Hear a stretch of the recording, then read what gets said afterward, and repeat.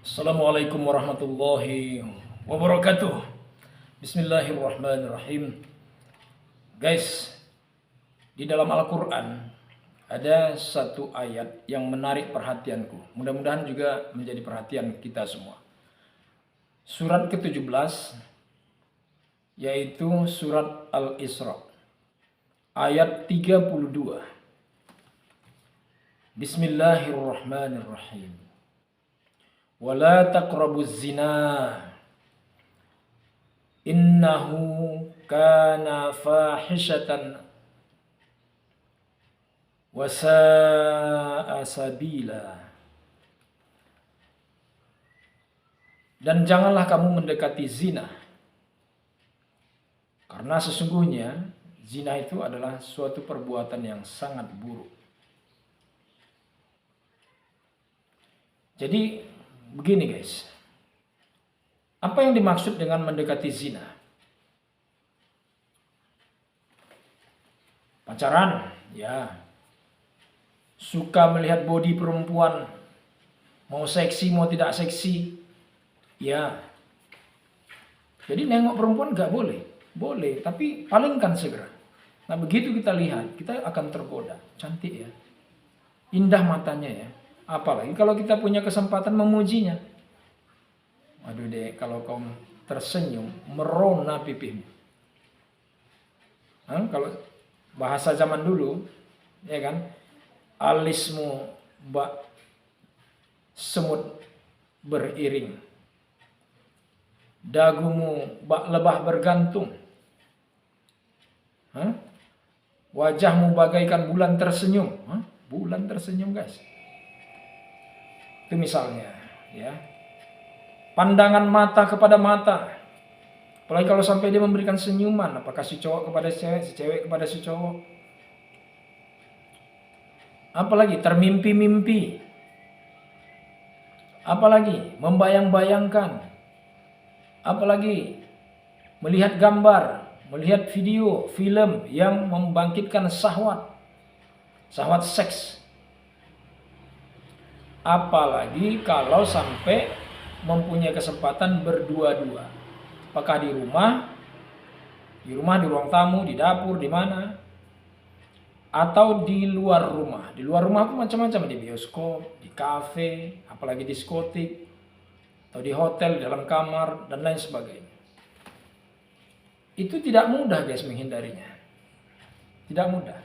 Bagi kalian yang sudah pernah punya teman perempuan, kalau kamu punya ketertarikan atau cewek kepada cowok punya ketertarikan, itu bukan mudah menghindarinya, tapi enak menikmatinya, ya kan?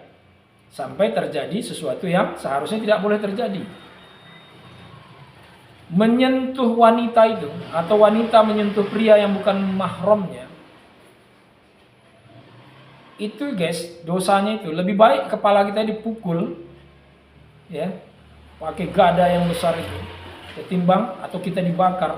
Itu lebih baik itu daripada kita bersentuhan dengan yang bukan mahram kita, ya. Sekarang ini bukan cuma sekarang guys ya, sebenarnya sudah zaman dulu pun sudah ada. Ada orang bilang kecuali untuk anak kecil pun hindarilah. Kenapa? Karena faktanya ada pedofil. Orang dewasa menyukai anak-anak. Bahkan bayi mau diperkosa. Bayi 5 tahun guys.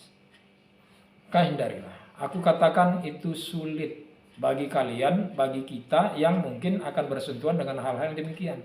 Artinya, misalnya di tempat kita banyak anak-anak, peluang kita untuk dekat sama perempuan banyak karena pergaulan kita memungkinkan untuk itu. Kita disukai banyak orang. Ini godaan guys. Ya kan? Nanti nikmatnya sesaat, hancurnya berketerusan. Dulu ada, mohon maaf ya, seorang penceramah dari salah satu agama. Sorry, aku tidak menyebut agamanya apa dan apakah dia pemuka agamanya macam mana, enggak perlu kali itu. Tapi memang pemuka agama. Pacaran, bahkan diduga sampai melakukan sesuatu. Sudah ada orang yang meributkannya, memviralkannya. Tapi orang ini masih tetap aja berceramah-ceramah. Harusnya kalau kita udah punya cacat seperti itu, sudahlah, berhentilah. Gak usah ceramah lagi. Gak usah, udah kasih aja kesempatan kepada orang lain. Banyak penceramah di Indonesia ini. Luar negeri banyak. Setiap tahun itu tamatan aliyah, setiap tahun tamatan pesantren, setiap tahun tamatan S1 teologi, ya kan? Sarjana agama kalau zaman dulu ya, SAG. Dulu itu sarjana agama, Kristen pun sarjana agama juga. Sekarang sekolah tinggi teologi itu sama, STH. Orang muslim pun gelarnya itu. Orang non muslim pun gelarnya itu kalau dia tamatan sekolah tinggi teologi. Itu guys. Jadi hindarilah, itu sangat sulit, berbahaya sekali. Ya, berbahaya. Sebagaimana berbahaya kita kalau kita dekat dengan istri. Istri cantik, baheno. Andai pula lagi merayu-rayu lagi. Enggak dirayu aja pun kita mau dekat aja ya kan. Nah, jadi guys, hindari. Jadi, wala taqrabuz zina. Kalau mendekati istri itu bukan zina. Di luar istri, zina. Bahkan terhadap anak sendiri. Islam menganjurkan anak yang sudah, anak perempuan ya, yang anak perempuan maupun anak laki-laki kalau umurnya sudah di atas 5 tahun itu dianjurkan tidurnya terpisah. Jangan satu kamar lagi. Bahkan gak boleh satu kamar sama orang tuanya. Bayangkan itu. Jadi kita ini memang harus sejahtera dan pemerintah harus mengatur itu agar terhindar kemaksiatan. Ya, jadi apalagi kalau sampai pacaran. Pacaran itu mendekati zina.